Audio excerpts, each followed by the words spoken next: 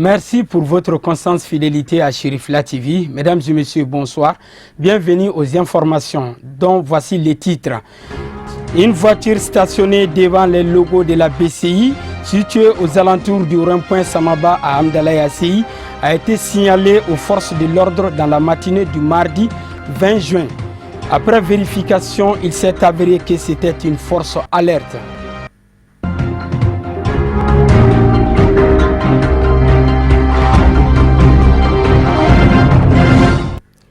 Suite à l'attaque perpétrée ce dimanche contre le campement Kankaba, un lieu situé en périphérie de Bamako, le ministère de la Sécurité et de la Protection civile a initié une conférence de presse. Objectif faire le point de la situation de cet acte terroriste.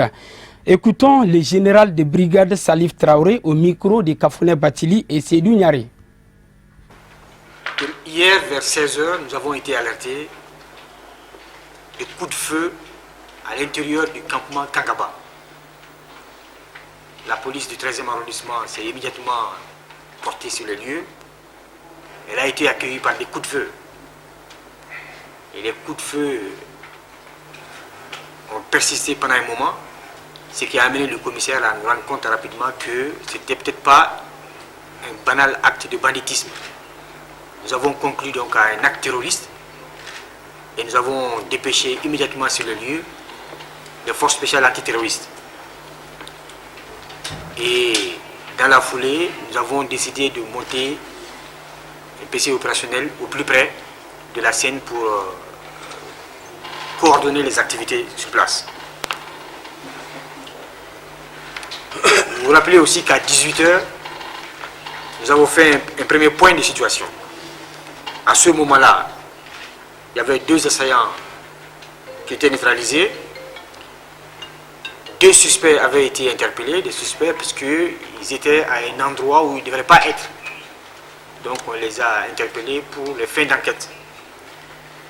À ce moment-là, il y avait une vingtaine de personnels, ceux qui travaillent au niveau du campement et les clients, qui avaient été exfiltrés par les forces de sécurité. 2 clients avaient été blessés et nous avions déjà constaté 2 décès, une femme et un homme. Et on avait enregistré 2 blessés parmi les forces de sécurité. Mais ceux qui étaient sur le terrain avaient déjà remarqué que dès 17 h, l'armée de l'air était intervenue avec un avion qui survolait la scène pour nous donner des informations précieuses. À 23 h 30 en haut, nous avons fait un point de situation et nous vous disions à ce moment-là qu'on avait exfiltré une quarantaine de personnes. Et qu'à ce moment-là, 4 assaillants avaient été neutralisés.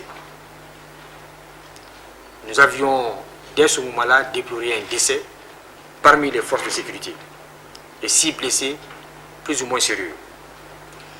Nous avions aussi découvert 2 autres corps parmi les clients, à savoir une victime de nationalité chinoise et une victime de nationalité portugaise. À ce moment-là également, nous avions interpellé 3 suspects, dont un par la population. Alors pour donner des statistiques maintenant, ça c'était les faits. Le nombre de victimes exfiltrées. À ce jour, nous sommes à 11 Maliens, 13 Français, un Italien, un Camerounais, un Ivoirien, un Espagnol, un Égyptien, 2 Kenyans, un Islandais,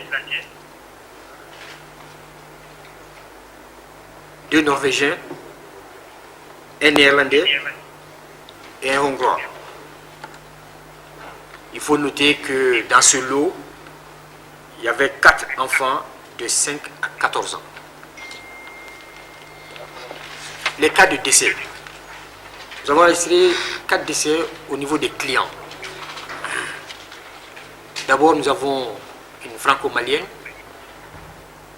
un franco-gabonais, un chinois et un portugais.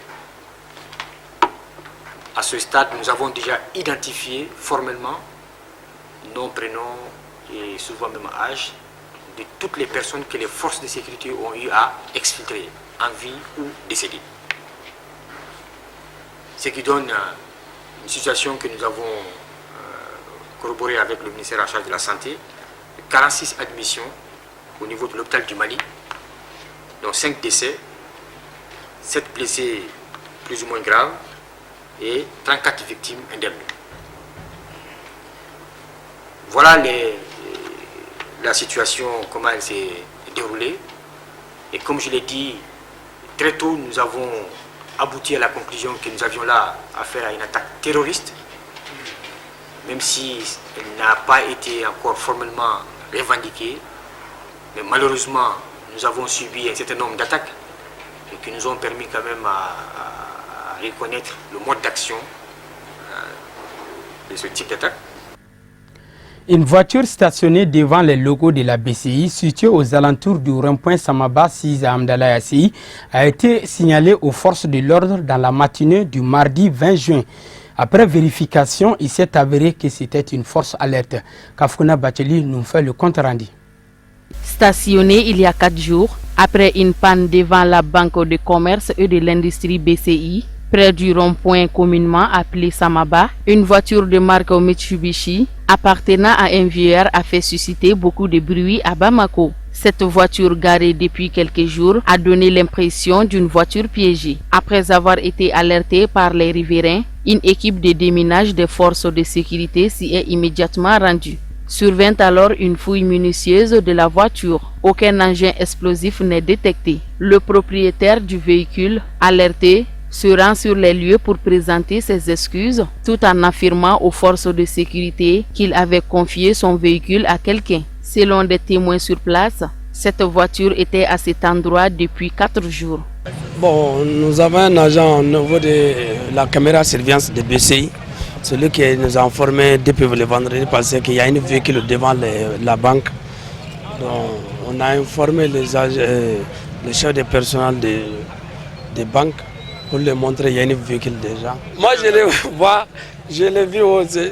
Ça, c'est pas mon travail. Mon travail est ce que moi j'ai vu ça. Ce qu'il faut retenir et saluer, c'est la vigilance et la promptitude des forces de sécurité maliennes et la bonne collaboration avec la population. En France, la police a retrouvé un stock d'armes et de munitions au domicile de l'homme qui a foncé lundi contre un véhicule des gendarmes mobiles.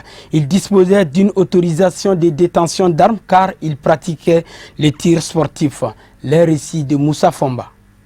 4 membres de la famille de l'auteur de l'attentat raté sur les Champs-Élysées du lundi après-midi ont été placés en garde à vue. L'islamiste radicalisé ayant mené l'assaut est décédé des suites de ses blessures après avoir percuté un fourgon de la gendarmerie avec son véhicule qui s'est immédiatement embrasé. Adam Zariri, 31 ans, était fiché S. On sait aujourd'hui qu'il bénéficiait d'un permis de détention d'armes. Y a-t-il eu une faille dans le système? C'est en tout cas une question à laquelle doivent répondre les enquêteurs qui cherchent à comprendre cette nouvelle attaque contre les forces de l'ordre sur la plus belle avenue du monde. Repéré pour ses fréquents allers-retours en Tunisie, pays de passage privilégié des terroristes européens vers la Syrie, l'homme était fiché S depuis 2 ans. Il bénéficiait d'une autorisation de détention d'armes qu'il venait de renouveler car il pratiquait le tir sportif. La Mégane Bélier utilisée contre le fourgon des gendarmes mobiles lundi après-midi a pris feu quelques mètres après la percussion. À son bord, un véritable arsenal. Une bonbonne de gaz, 2 pistolets automatiques, un fusil d'assaut et un stock de munitions. Alors, question, pourquoi le fichier Agrippa qui, depuis 2007, répertorie tous les possesseurs d'armes en France n'a pas été croisé avec celui des fichiers S? Un permis de détention d'armes s'obtient en présentant un certificat médical et un casier judiciaire vierge. Or, selon le Premier ministre Édouard Philippe, Adam Zariri n'avait pas d'antécédent judiciaire quand il a fait sa demande de permis. Voyons à présent l'actualité africaine et internationale en bref et en images, une compilation de Sadio Sidibé.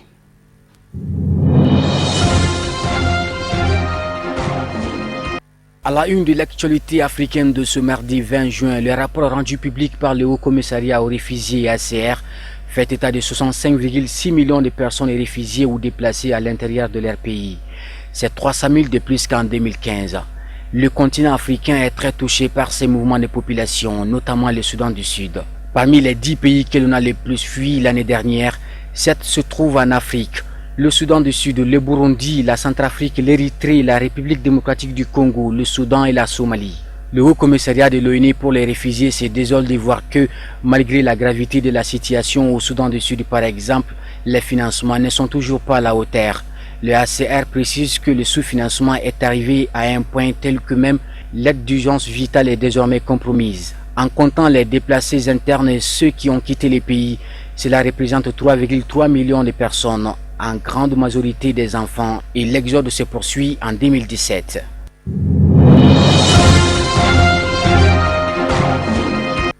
La Cour pénale internationale CPI dépêche à partir de ce mardi 20 juin une mission au Gabon. 3 analystes seront sur place jusqu'à jeudi 22 juin dans le cadre d'un examen préliminaire.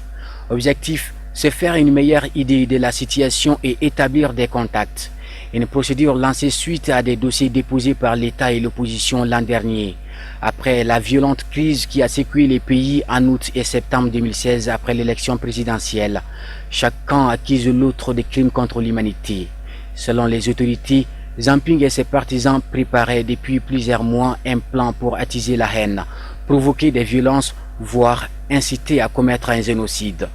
Des discours de campagne sont également cités dans lesquels l'opposant aurait annoncé qu'en cas de défaite électorale, le Gabon connaîtrait une instabilité profonde et durable. Il aurait aussi déclaré qu'aller à la guerre, c'est une expédition pour se débarrasser des cafards.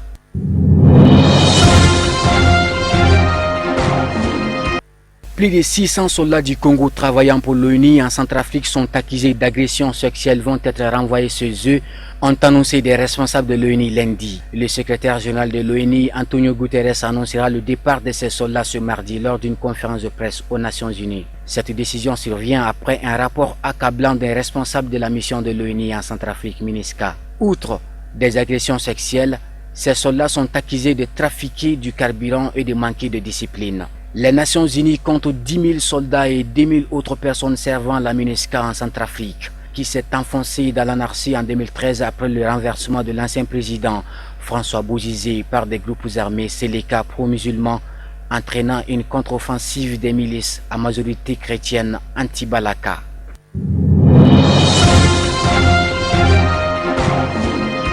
Pour terminer en RDC, première grande sortie de l'église catholique congolaise sur les violences qui secouent les Kasaï. 3383 personnes tuées, 20 villages détruits selon l'église catholique du Kasaï depuis septembre 2016.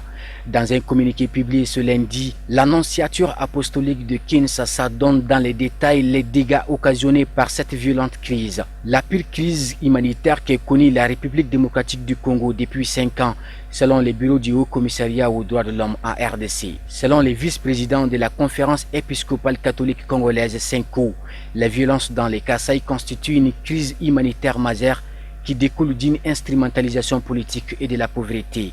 Depuis le déclenchement des violences dans la région du Grand Kasaï, suite à la mort du chef Kamouinan Sapou en août 2016, des graves violences y sont répertoriées par l'ONU et le gouvernement congolais. Avant de refermer ce journal, nous vous livrons le contenu de ce communiqué. Dans le cadre de la nuit du destin appelée Laylatul Qadr, l'association Ansardine de la Mauritanie organise une série de prêches en Mauritanie dans la capitale Nouakchott, au quartier 5e, 6e et le quartier d'Arnhem. Pour la région de Naïdoubi, les musulmans sont invités au quartier Kariam. L'association Ansardine de la Mauritanie invite les fidèles musulmans à prendre part à l'événement prévu pour 21 h. Point final à ce journal. Merci de l'avoir suivi. Au revoir.